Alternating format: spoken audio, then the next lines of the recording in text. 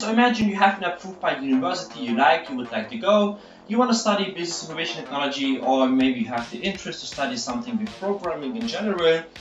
So in the first semester, you're gonna face like maybe your biggest fear.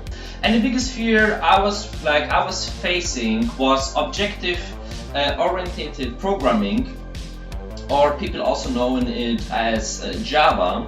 And I want to say to you that if you really don't have any experience with programming before and you have the interest to study business information technology, you should definitely start to learn Java as soon as possible, because you're gonna face things like strings, scanner, you're gonna face like things like Boolean, you're gonna face like variable. You have to understand that there are classes, there are methods, there are constructors.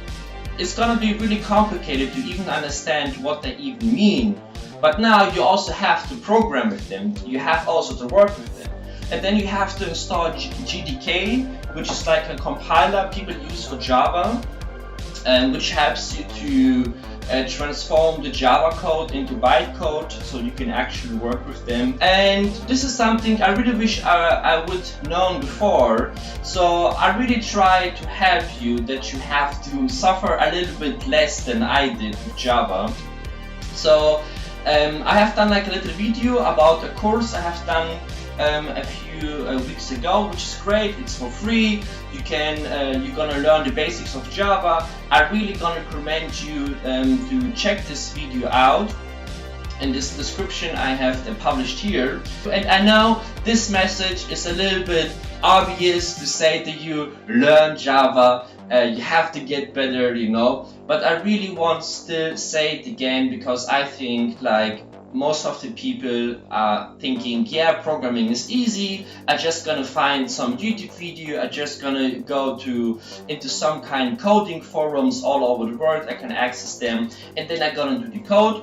But this is not the way how coding works, because the tasks you're gonna have to solve, especially in the exam, you have to show that you understand what kind of methods you use. You also have to explain what kind of methods you have used right now. And it's not just easy like I also thought, you just watch a YouTube video and then you will know everything. Maybe you ask yourself, this guy, what he has selling in his kitchen, it looks maybe interesting, so maybe I'm gonna share it with you. Yeah, I have here some soya sauce, for example. I had found some really interesting meals to work with soya sauce. Never have used it before, luckily I've done this, it's crazy. I like it very much. And I also have here some peanut butter, but to be honest, if you would visit my home one day, I wouldn't recommend you to eat this peanut butter, because it's, I think, 2 years old or something like this. I have to throw it away, but I forgot it. Thanks to this video I found it. Yeah, sometimes you find like old stuff. Oh, before I forgot, don't forget to subscribe to this channel to get maybe more obvious content here.